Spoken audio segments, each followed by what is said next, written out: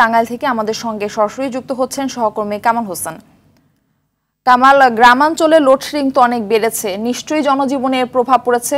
তো কর্তৃপক্ষ কি বলছেন, এর কোনো সুরাহা হচ্ছে কিনা তা জানাবেন বিস্তারিত।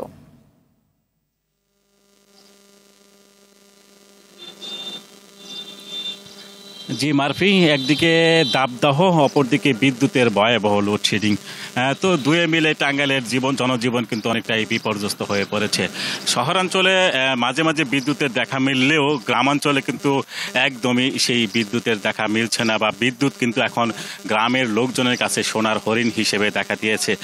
তো গেল কয়েকদিন ধরেই এই টানা বিদ্যুতের লোডশেডিংয়ে কিন্তু আমি গ্রামাঞ্চল ঘুরে যতটুকু দেখেছি যে ধানের মাঠ রয়েছে, ফসলের মাঠ, সে ফসলের মাঠ কিন্তু অনেকটাই পুড়ে যাচ্ছে, সেচ দিতে না পারে। যেহেতু বিদ্যুতের ভয়াবহ লোডশেডিং, গ্রামাঞ্চলে 3 থেকে 4 ঘন্টার বেশি বিদ্যুৎ কিন্তু এই গ্রামাঞ্চলের লোকজন পাচ্ছে না, যার কারণে কিন্তু যে সেচ দেওয়া কিন্তু মানুষের বা যারা সেচ পাম্প চালাচ্ছেন তাদের কিন্তু দুষ্কর হয়ে পড়েছে। ফসলের ক্ষয়ক্ষতি হচ্ছে, ফসল অনেকটাই নষ্ট হয়ে যাচ্ছে।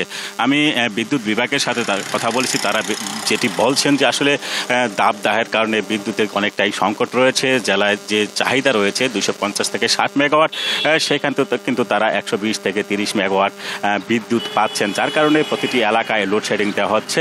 এবং যেহেতু শহর ফিডারের চেয়ে গ্রামাঞ্চলের চাহিদা বেশি থাকলেও শহরাঞ্চলে তারা বিদ্যুৎ সরবরাহ করে গ্রামাঞ্চলের দিকে একটু বেশি লোডশেডিং দিচ্ছেন।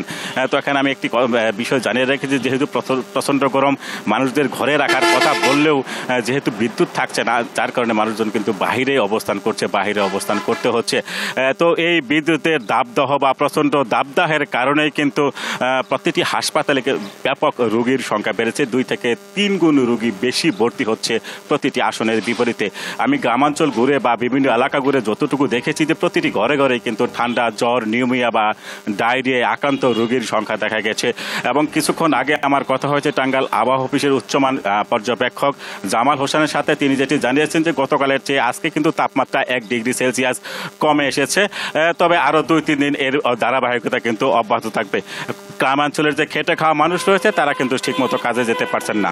এতটুকু ছিল টাঙ্গাইলের তাপদাহ বা বিদ্যুৎ সংকট নিয়ে। মারফি, অসংখ্য ধন্যবাদ আপনাকে।